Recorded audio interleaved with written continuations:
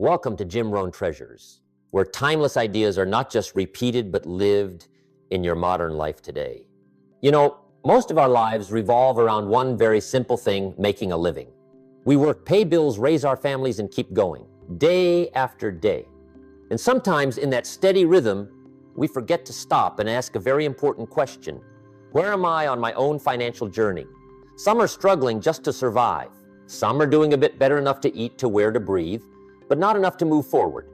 And then there are very few who have found a way to live freely, where time, money, and choice are no longer burdens, but tools that serve their life's purpose. Not because they're luckier, not because they're smarter, but because they understand one crucial truth: income doesn't change until philosophy changes. And today we're going to walk through the 3 levels of income, the 3 stages of financial life, to see where you are, why you're there, and how to climb to the next level in a steady, sustainable, and mature way. Especially stay until the end, because principle number 7 inches this video. If you understand and apply it, it could completely change your financial path. Be ready? Let's begin.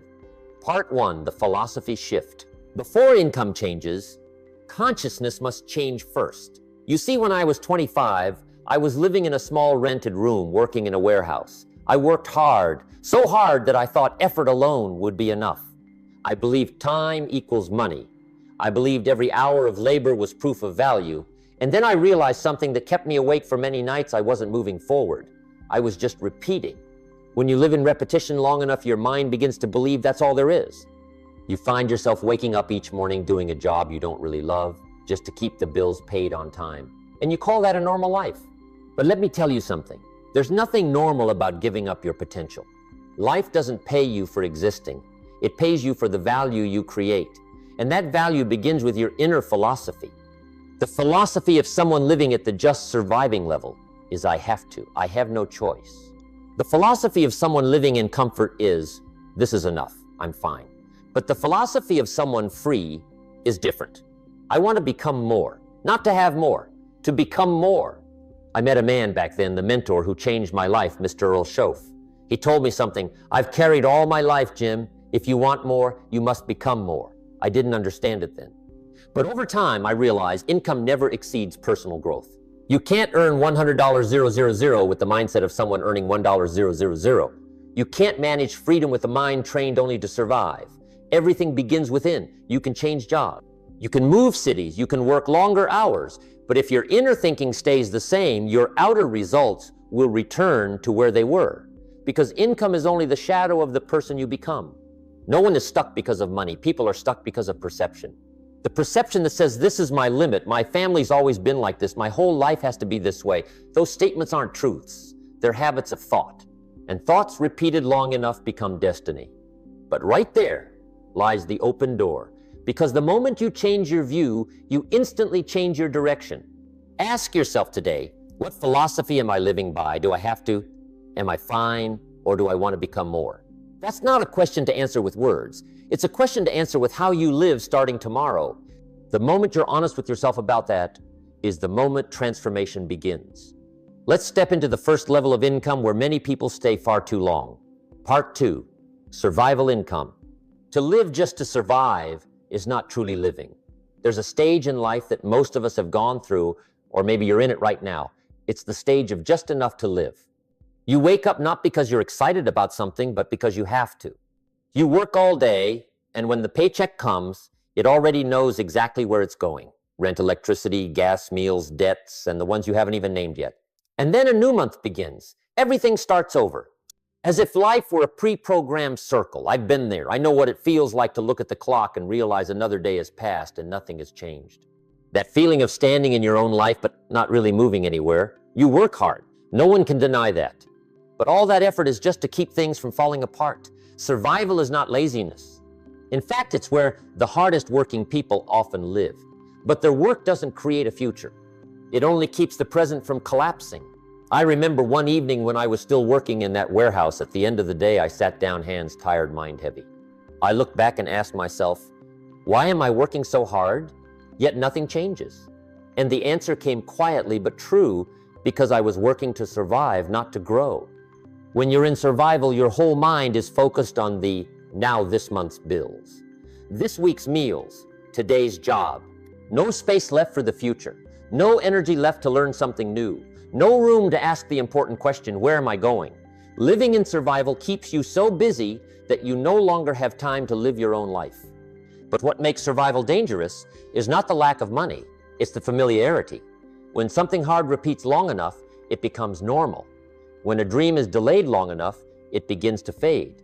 When hope isn't nourished, it grows quiet. And we call that reality. Survival doesn't chain you with locks, it chains you with habit. You stop asking if you can do better. You only ask how to make it through today. But let me say this gently but clearly, survival is a phase, not a destiny. It can teach you a lot: patience, humility, gratitude for small things. But it's not where you're meant to build your home and stay forever. Because within you, whether you feel it or not, there's still a part that longs for something more. A day when you wake up not driven by worry. A day when you work because you want to, not because you have to. A day when your life is not chasing bills, but chasing purpose. And the journey out of survival doesn't start with money. It starts with awareness. The moment you tell yourself, I was born for more than this, not loudly, not as a declaration, just a quiet, steady affirmation, that's when the door begins to move. And when you step through that door, you'll see the second level waiting. It feels easier, more comfortable, safer. But it's also where many people stop too soon. Part 3, comfort income. Comfort is where dreams begin to fall asleep. There's a moment on the financial journey when everything finally feels better than before. No more daily struggle to make ends meet. Bills are under control. You can relax on weekends, enjoy a nice meal, buy something you've wanted for a while. Life can breathe a little. This is called comfort, the comfort zone. And here's the interesting thing. It arrives quietly, no fireworks, no trophies. It slips in gently like a soft pillow behind your back. You start thinking life like this isn't bad. No need to push anymore. As long as I can keep things this way, I'm fine. And right there, something subtle happens. The drive that once pushed you forward begins to soften. When you were in survival, you crave change, but when you reach comfort, you fear change. You fear losing what you have. You fear stepping outside what's familiar. You fear starting over. And that quiet fear begins to shrink your future. I've seen this so many times. People who made it through the hardest parts, but stopped right when they could have started to soar. Because comfort has a very sweet voice. Rest a little. You deserve it. It's not wrong. Everyone needs rest. But when rest turns into stay, growth begins to fade. Comfort isn't the enemy. Staying in comfort is what slows your life down. You see, in survival, we work to live. In comfort, we live just to keep what we have. Not to grow, not to become, just to protect. And anything that only protects without growing is already declining, you just haven't noticed yet. I remember a friend once told me, Jim, I'm not hungry anymore. Not that he lost his appetite for success, but that he got used to feeling enough. And enough is a soft blanket over once burning dreams. Comfort has its price, not in money, not in time, but in fire. The fire that once burned quietly inside you. The fire that once said there's more to build, to explore, to live. When comfort lasts too long, that fire doesn't go out instantly. It just dims, quietly, steadily, day after day. And one morning, you look in the mirror and realize it's not that you can't grow anymore, it's that you no longer believe you need to. But beneath that calm surface, there's still a small, faint, but very real voice. I know I was born for more than this. If you can still hear that voice, no matter how small, then comfort was never your finish line. It's just a rest stop where you breathe, stabilize, recover, then continue. Because beyond comfort, there's a wider sky, a life no longer limited by time or bills, where you work not to pay for life, but to truly live. That's freedom. And when you touch it for the first time, everything before it will seem so small. Part 4, freedom income. Freedom is not a lot of money. Freedom is the power to choose. For a long time, people have thought that freedom is the destination of wealth. But in truth, freedom doesn't start with money. Freedom starts with how you use your time. There will be a day in your life when you realize time is the real currency, and money is just a tool to exchange for what you need. When you're in survival, you work to live. When you're in comfort, you work to maintain. But in freedom, you work for meaning. I remember the first time I stepped out of comfort to seek freedom, not because I wanted to own more, but because I wanted to choose. I wanted to choose when I work. I wanted to choose whom I work with. And more importantly, I wanted to choose why I work. Freedom is not rest. Freedom is not doing nothing. Freedom is when you are no longer forced to do. You can do. you want to do, you choose to do, but you're not compelled to do. And that creates an entirely different life. You'll find life becomes broader, no longer confined by necessity, no longer held back by the fear of scarcity. Instead, there is a deep, quiet space, a space where you can think, create, give, build something meaningful. Freedom is not more. Freedom is enough and self-directed, enough to not fear tomorrow, enough to not have to chase anyone, enough to spend time on what matters most. You see, in freedom, time is no longer chasing you. Money is no longer your master. And life is no longer a chain of tasks to complete. Instead, you wake up and ask, what meaningful thing can I create today? That's a question only the free can ask. Because before that, every question revolves around how to have enough. Only when you move beyond the fear of enough can you look toward purpose. There's something very subtle about freedom. It doesn't arrive through one big event. It arrives through small changes day by day. Not a single breakthrough moment, but a quiet transformation within. Freedom begins when you learn to refuse what's unnecessary. Keep what's valuable. Build what's sustainable. When you learn how to let assets, ideas, relationships, skills keep working even when you're not present, that's the moment you step through the door of freedom. Because freedom isn't about how much you do. It's about what keeps working when you stop. A book that continues to deliver knowledge. A system that continues to create value. A person who has matured, who continues to create. Freedom is the result of accumulation, wisdom, discipline, time. Not fast, not rushed, but very real. Some think freedom is the destination, but no, freedom is only the beginning. Because when you're no longer bound by survival and maintenance, you're just beginning to learn how to live. Not to exist, not to merely balance, but to live with purpose. And then the most important question appears, what will I do with my freedom? Because freedom is not for you alone. Freedom is for giving. Giving to those you love. Giving to those who are finding their way. Giving to the generation that follows. Freedom turns your life into a seed. And that seed creates harvests you may never fully see. But you know it's growing. And you know you are living right. Now, to move from comfort to freedom, there's only one bridge. Not opportunity, not luck, not connections, but discipline. Part 5, the discipline bridge. Without discipline, there is no transformation. If survival is where you learn to stand firm, and comfort is where you pause to breathe, then freedom is a different land altogether where you must mature to live in it. And between comfort and freedom, there is a small bridge, very small, but it is decisive. That bridge is called discipline, not rigid forced discipline that makes everything hard, not discipline as a cage. But discipline is an act of care for yourself. Discipline is what you tell yourself each day, I am worthy of a better version of me. In comfort, we know we can do more. We feel it. A very gentle voice inside never goes silent. But comfort is also very soothing, so soothing that we could stay forever. That's exactly why discipline is necessary. Discipline's job is not to create big leaps immediately. Its job is simply to maintain the right direction. Not big, not fast, not loud, just steady. 1 page of a book a day. 10 minutes of undistracted focus. 1 kinder conversation. 1 small but meaningful step forward. Discipline does what bursts of effort cannot. It accumulates. Survival teaches us to endure. Comfort teaches us to enjoy. But discipline teaches us to mature. Because only the mature know not everything that feels good today is good for tomorrow. When I was young, I used to think, as long as I want to change, that's enough. But desire without discipline is just a passing thought. Discipline turns desire into action, turns action into habit, turns habit into character, and character creates your life. Many people stop at comfort not because they don't know what to do, but because they don't sustain what they know. They have moments of brilliance, they understand, they see, they want. But then the next day comes, and they return to the familiar, the same old thinking. The same old habits, the same old results. That's why discipline isn't about trying really hard. Discipline is choosing not to go back, not going back to the old ways, not going back to the old reasons, not going back to the old story about yourself. Discipline is the gentle but steady way you say, today I will take 1 step, even a small one. And the next day I will take 1 more step. And then, on a very ordinary day, nothing special, you look back and realize you've gone much farther than you ever thought. Not because of the strong days, but because of the gentle days when you showed up. Freedom isn't for the perfect. Freedom is for the persistent.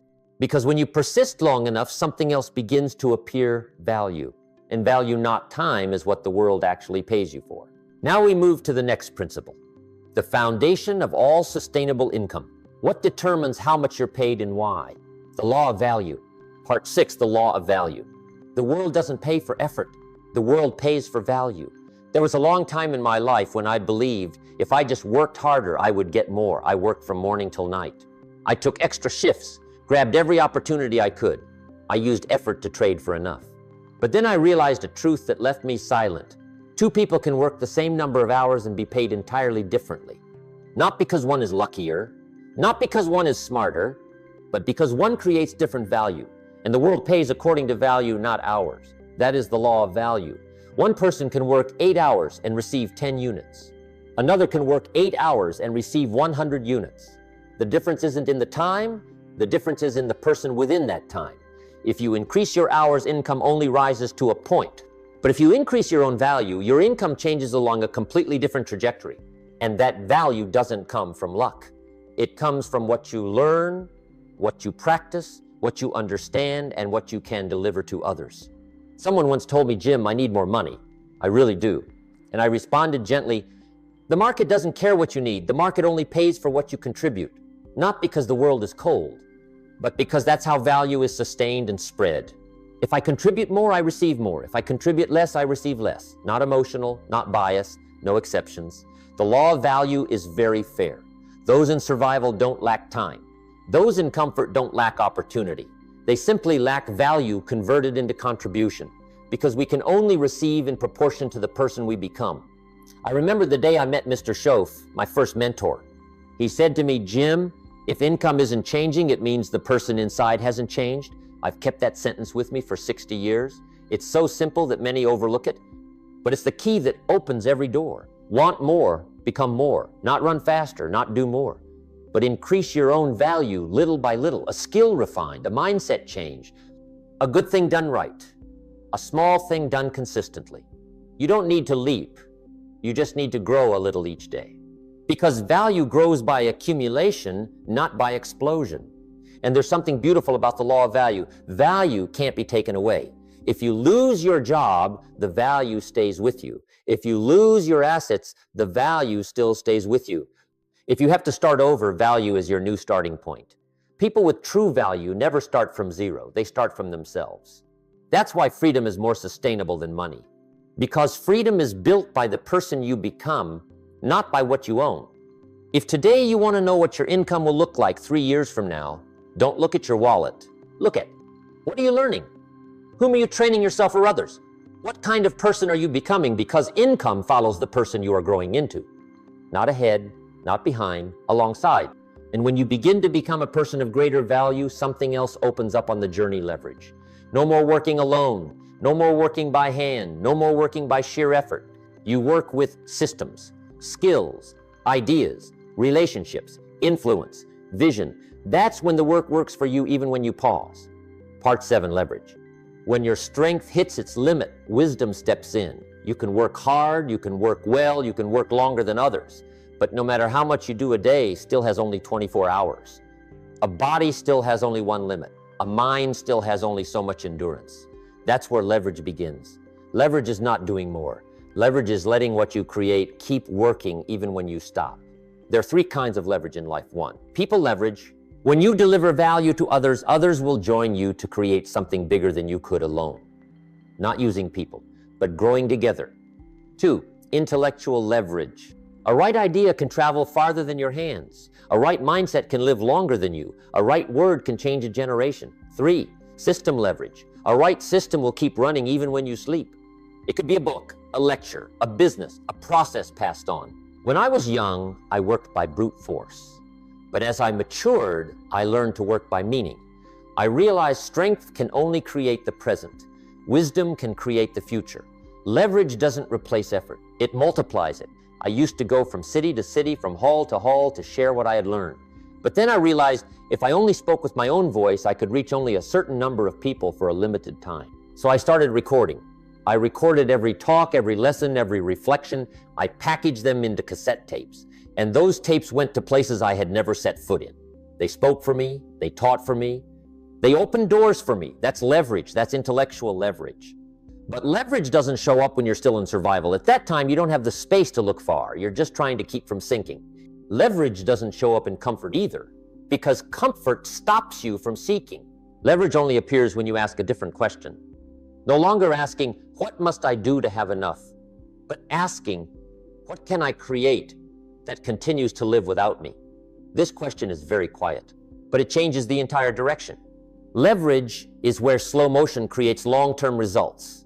A process written clearly, a relationship built with kindness, a skill forged with patience, steady, quiet, unhurried. And then one day you realize what you sowed has begun to grow on its own. Your strength hasn't increased. Your time hasn't increased, but your impact has increased. That's the moment life begins to expand beyond your own limits. When leverage is working, you no longer live by the rhythm of need. You live by the rhythm of purpose. And there you'll understand freedom doesn't come from doing less. Freedom comes from what you create being able to stand without you. But when you attain freedom, a new question appears. What will I do with my freedom? Because freedom is not the destination. Freedom is the beginning of responsibility. Part 8, Purpose and Legacy. When you no longer have to live for today, you begin to live for what remains. Freedom opens a vast space. In that space, for the first time, you can sit down very slowly and ask yourself a question. You may never have had enough breath to ask before. What am I living for? Not what is my job, not how much do I earn, but what in my life truly matters. When you're in survival, you can't ask this. You're busy existing. When you're in comfort, you don't ask either. You're busy keeping everything intact. Only when you step into freedom, when the noise of worry has quieted, do you truly hear your own voice. And that voice is usually very gentle. Not loud, not urgent, not showy. Just a very small reminder. There is something more important waiting for you. Purpose is not something you find by rushing. It appears in quiet moments when you sit alone, when you look back on the road you've traveled, when you're deep enough to see that everything you've achieved matters less than the person you've become. Some think purpose must be grand, building an empire, making a big change in the world. But sometimes purpose is simply becoming a person you respect, nurturing your family with love, not just responsibility. Making tomorrow a little better than yesterday, just a bit, is enough. Living a life you can look back on and know is right. Purpose isn't measured by size. Purpose is measured by truth.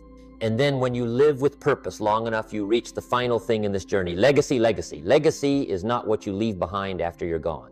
Legacy is the influence that remains in the people who have passed through your life. Legacy can be a word at the right time, an act of kindness no one knows about, a patience you give your children, a lesson you live, not just spoke. Legacy doesn't have to be big. It just has to be real. The most beautiful thing about legacy is you cannot fake it, because legacy isn't in what you say, it's in who you've become. A truly free person doesn't leave the most assets, they leave the most light. That light may be very small, like a candle in a dark room. But with a single candle, darkness is no longer darkness. When you live with freedom, purpose, and legacy, life is no longer a struggle. It becomes a natural flow. You learn, you grow, you give, you leave behind. And remember this, no one truly walks alone. Someone is always watching you, a child, a friend, a colleague, a person whose name you may never know. How you live, not what you say, is teaching them. And it is there that legacy is passed on. Quiet, gentle, deep. You see, the journey we've just walked isn't a journey of money. It's a journey of the person. From survival to comfort to freedom to purpose to legacy. It's not a journey upward. It's a journey inward. Now there's only one last thing to do. Close the journey and open the question for yourself. The journey doesn't end here. It has only just begun within you. If you've listened this far, perhaps you felt something move very softly in your mind. Not a blaze, but a small sound like a door slightly ajar.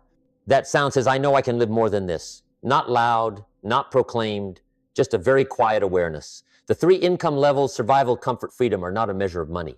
They are a measure of awareness, and that awareness doesn't change all at once. It changes day by day in tiny actions that sometimes no one sees. No one steps into freedom overnight. They step little by little with a decision, a habit, an honest choice. You don't need to run. You just need to move. One step today, one more step tomorrow, then one day with no drums, no soundtrack, you realize you've gone far from where you once stood. And that didn't come from luck. It came from the person you nurtured within. Freedom is not a reward. Freedom is the consequence of becoming yourself fuller, clearer, deeper. So return to your life, but return different. Return with a bit more awareness, a bit more gentleness for yourself, a bit more courage to take one small step each day. And then each step you take will become part of the legacy you're creating, even if you don't realize it. Because legacy isn't what we leave after we depart this life. Legacy is how we are living today. Thank you for walking with me on this journey. If you feel this video resonates with you, stay. We still have so much to explore together. See you in the next lesson.